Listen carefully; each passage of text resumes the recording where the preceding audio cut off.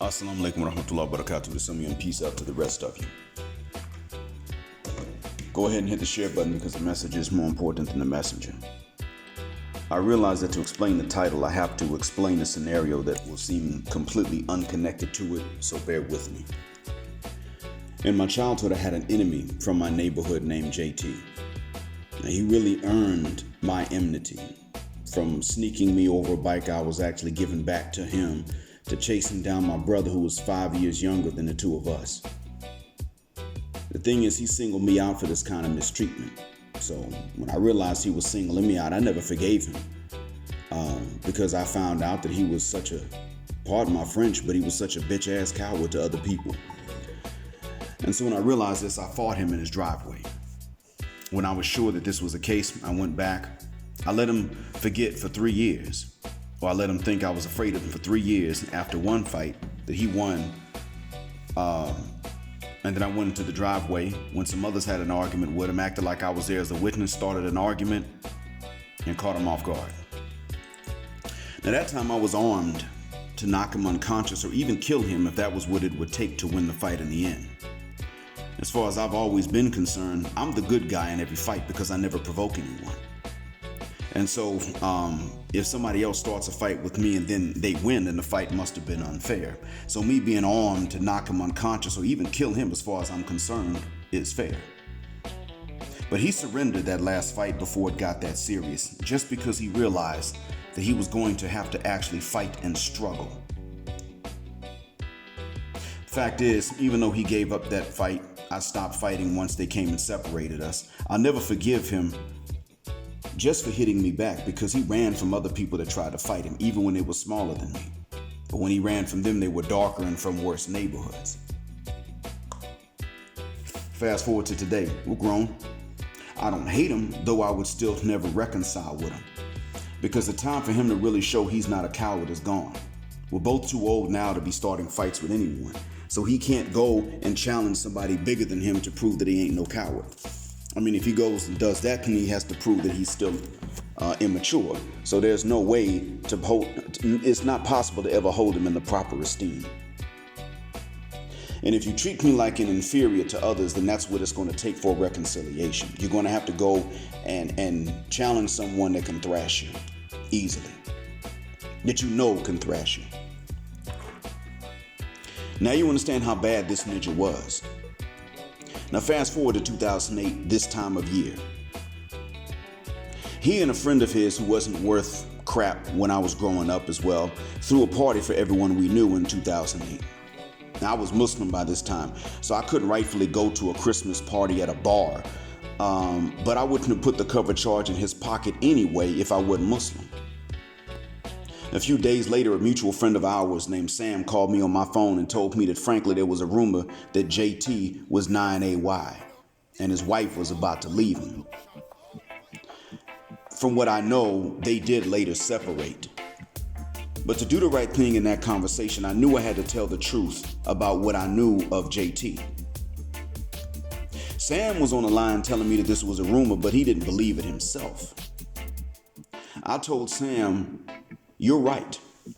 JT has never shown, he's never shown a sign of wanting to be with a dude ever." I told him that JT's manhood is doubtful to me for the rest of our lives, but it's not because he had ever shown an interest in a male's hind parts. It's, as I told Sam, it's that, see, anybody could have asked me and I would have told them, I know JT from childhood, and all I ever knew about him was that he was a coward and a bully. And I did not know how he is as an adult now and really don't care. It's too late. But he had never shown signs of being anything other than interested in females. So as far as I was concerned, even though I can't stand him, the rumors aren't true unless he either suffered some brain damage since I've been grown and gone, or he'd been turned out in state custody and nobody's ever said anything about him being arrested, let alone convicted. I told Sam that if the black population of our hometown wanted to tear him down for any reason, they always had a good reason under our noses and in front of our faces all along from middle school and never needed to hold his butt up from the beginning. but that they had overlooked it because he could dance and play basketball, and girls thought he was cute, even when he ran from fights with his coward ass. I fit you not. The black population had upheld him so much that the same niggas who would have ruined any effort by any other black person to open a business in our hometown would stand in line at his venues and pay him the cover charge, buy drinks from him, and make him comfortable for a year off of one party, just to be seen at one of his parties. Forget about him, the black population of my hometown is really a bigger enemy to this day. I can look and see guys my age, 45, still posing for selfies, flipping off the camera in the view. We're 45 years old. Fool the hucker you still mad at, ninja. And those ninjas and younger still just want to be seen looking good at one of JT's parties. Their judgment is off, and frankly, this is how I learned not to view the BC as a sacred or holy population, but as a population that's simply been denied justice and unjustly treated. The right thing for me to do was to exonerate him for what he didn't do as far as anybody else knew. This is a guy whose wife should have never married him from jump, but I understand it. She was from another city. This is a guy that either started a rumor that I was into boys when we were in middle school, or he contributed to it. This rumor later turned the rumor about me, to which he at least contributed, turned into a suspicion when I was in high school that I was inclined to some kids. The rumor morphed. Both are untrue. And fortunately, a mutual friend of ours named Pinky squashed both rumors. If it was legal, I, the Muslim that you know, black mind, I could decapitate JT, make his father watch, then shoot his father in the stomach and let him bleed out for raising this little ninja, because I warned him I was going to have to hurt him. If it was legal, I could do all of this and sleep like a baby afterwards. As a matter of fact, I'd sleep better knowing I did something that righteous than I would sleep right now. That's how bad this guy is. I'm not telling you to vent. I'm telling you so you understand how bad this dude is. But the right thing for me to do was to exonerate him for what he did not do, as far as we know. I can't lie to you and tell you that I would do these things if they were legal to him for any reason that isn't true. Now, right now, with this age, I'm probably not so sure I would, but back then, yeah, absolutely. This age, it just depends on what kind of mood I'm in. If you come and tell me, hey man, it's legal for you to do whatever to JT. All right, great. Just depends on the mood I'm in. But the truth is enough. See, what I would have done at a younger age and really probably wouldn't do at this age, but wouldn't care if someone else did, is not based on what he did not do. When you hate someone, it's easy to add other offenses onto the list of what they actually did to get you there. Now, at this age, I also have to admit to you that I don't know or care if he's the same person I knew growing up in childhood and in the teens. It doesn't matter. I don't believe in turning the other cheek just haphazardly like that. But think about this, ladies, in the golden sphere. This is one of the rare times that I'm going to address ladies while I also address the manosphere.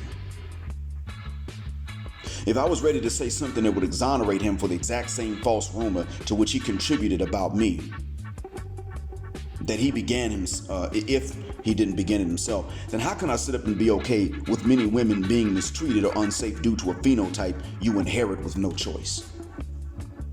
This is why I can care about your fair treatment and safety in the golden sphere, and still tell men in the manosphere, don't approach them. Don't oppress them, but don't be oppressed. Don't approach them, don't validate them. Not in the West. If it's Rashida Strobe as a kid in middle school, or DJ Envy's wife in her late teens, or one of you ladies now in adulthood in the golden sphere, you shouldn't be mistreated, let alone brutalized at any age for what you didn't do. In the manosphere, I can tell men to leave you alone on a personal level beyond friendship because of how women in our environment are culturally socialized to look down on men and still not want men to be mistreated. Still not want women to be mistreated. I can say this to them and still not want anybody to mistreat you, let alone oppress you or endanger you for something you didn't do. I hope this explains to you why I can say things to men in the black manosphere, telling them to leave you alone and not approach you and not risk rewarding bad behavior, especially until they get to leave and go to more traditional environments and see what the difference is, like I've been able to do. And still tell others to not come for you based on how you look. This likewise would extend to Mrs. Strober, too. Did she face what she refers to as darkism as an adult? As an adult, I doubt it. Based on my experience as an adult black man in the USA, the idea of discriminating against or treating differently a dark-skinned woman because she's dark was not only childish to all of us, but it was also something we could not get away with socially among other men. We could prefer anything, but to mistreat a woman based on something that unimportant and involuntary would have led to a social isolation of such a man. It's like finding out that a new friend is not really an adult psychologically. See, a man came and asked my ex-wife in the States about her hijab, and it was just a question. Because he asked her if airport staff effed with her, and he used the F word, even with no vitriol towards her or threat, just asking a question, that was enough for all and sundry nearby to ostracize this man. This is about a hijab she voluntarily still wears to this day.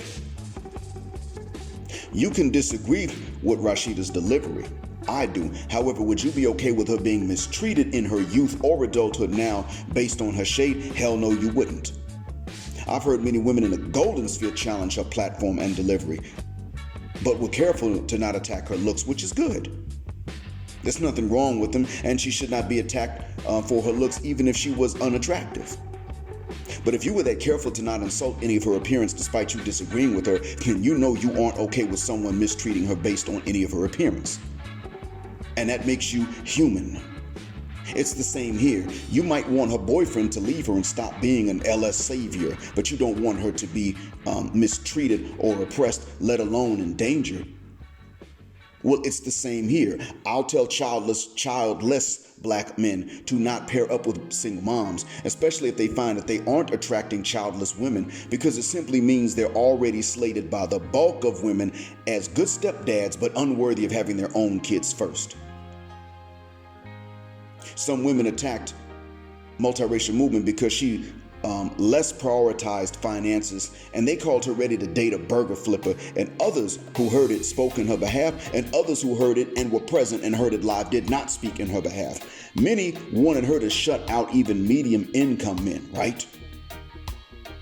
Quite a few of the ladies that you know, if you're not one of them, quite a few either think that MLS men are dusty, or you just want MLS men to be shut out of mating and reproduction. Or you're cool with someone who thinks such, but you aren't okay with MLS men being mistreated for being MLS, like Matt Barnes was vilified by Kwame Brown for how he looked more than what he said, or how that man was vilified by Nature Boy for how he looked because he challenged Nature Boy's pseudoscience. You may want that guy, Nature Boy dissed, to be shut out of mating.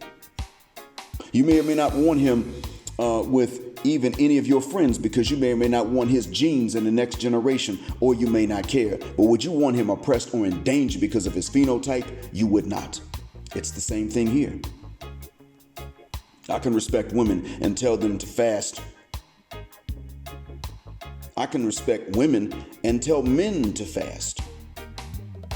Now, why did I mention both in fasting? Well, fasting is something that lowers the male libido when it raises the women's if it doesn't reach starvation levels, like dangerous levels, just, fasting, self-discipline. It raises the women's libido. So, for me,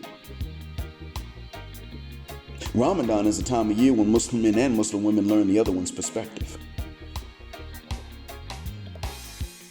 So I can respect women and tell men and women to fast, but tell the men to fast while you're young, and then travel to marry women who mean them well, because the women where these men live simply are trained to not want a man to be too happy, whatever too happy means.